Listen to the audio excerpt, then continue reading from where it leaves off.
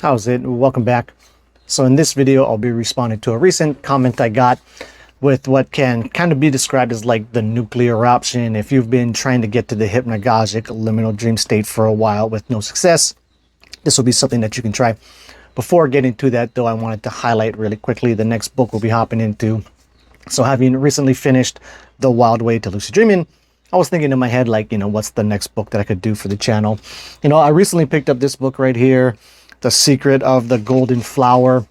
So I was thinking maybe this one, granted, I haven't read it yet. I only just started reading it, so it would have been a while before we got to this book. But, having started reading it, granted, I'm like, that far into it, so I'm barely into it. But at least from how it's looking so far, I probably will not be doing a deep dive into this book just because, like, it's a bit far outside of my area of expertise. But I do have this one highlight that, I thought was amusing. So it can kind of give you an idea of the type of stuff that is in this book. Now, granted, this one specific highlight doesn't come from this book. This highlight it's referencing something from this other book called The Book of the Yellow Castle. But it's the vibe of this sentence that lines up with the vibe of this book so far. So, in the field of the square inch of the house of the square foot, life can be regulated. The house of the square foot is the face. The field of the square inch in the face. What could that be other than the heavenly heart? So, yeah, I have no idea what that means. So, so far there's been kind of a lot of stuff in this book that I've gotten to, granted, again, in the very beginning, that kind of had a similar vibe to that. So, I do kind of want to read it. Like, it is capturing my attention, but it's probably not something I'll be doing a deep dive on. I'll kind of just read it for my own, like, general background knowledge. So the next book we will be hopping into is this one, Mastering Meditation. I forgot I finished reading this book and was planning on getting to this after doing The Wild Way to Lucid Dreaming. This was a really good one, all about meditating. So I think that'd be a good kind of switch up because it's been a while since I dug deep into meditation, been focusing more on like the whole lucid dreaming stuff. So this is a really dope book. This will be a good fun one to break down. Anyway, to get to the main topic of this video, I had this comment come in recently. So this person wrote, after watching your series on this book and many other videos, that's the Wild Way to Lucid Dreaming book, which talks a lot about hypnagogia, I still haven't been able to retain awareness when entering hypnagogia. Basically, my mind either remains too awake to enter it, or it wanders and I fall asleep without noticing the hypnagogic state. Sometimes I've been able to catch liminal dreams after they happen, but I don't get the whole sequence you've described of getting progressively more vivid images. Any advice on how to stay aware and really see the hypnagogic state happening? Thanks. So like the whole kind of nuclear option thing here is to really sleep deprive yourself, right? Kind of the more sleepy and tired you are, the better. And the reason why that's good is you fall asleep really quickly. You can have the hypnagogia come on really quickly as well. Now, again, you'll have the problem of if you are really tired and sleep deprived, you'll probably want to fall asleep really quickly. And so this is why this is not something you're going to want to do often by any means, but you really sleep deprive yourself, however it is you want to do that. And then when you lie down and go to sleep, you could do something like take in some caffeine so you're a bit more alert and awake. Then you lie down. And actually, to be honest, you could actually skip the whole caffeine part. I find that, if I am really sleep deprived, the hypnagogic images will come on so quickly that you don't really need, to supplement with caffeine. But, if you want to be crazy with it, you can give that a try. If you find you are just, super tired, sleep deprived, fall down, instantly go unconscious. So if that's the case, you can try taking in some caffeine.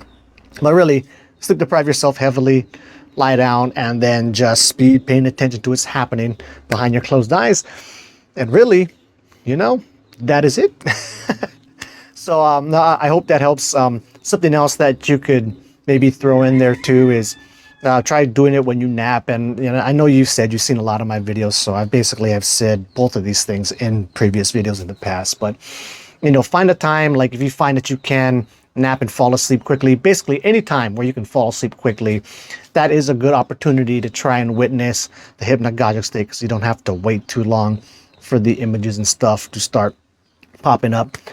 Just some other thoughts jumping to mind right now. If you have access to a light machine or a mind machine or one of those types of devices, that can be good, just because as you're lying underneath it and the light's flashing at your closed eyes, it gets your attention pointed to where you want it to be. And, you know, that way you can kind of just see visuals and stuff progress, where sometimes when you're underneath one of these light machines, that the visuals can start to progress and you start to see things behind your closed eyes, you know, earlier than, you know, full-on hypnagogic stuff starts to pop up. So that could potentially be beneficial as well. But yeah, I would say give the sleep deprivation thing a try first.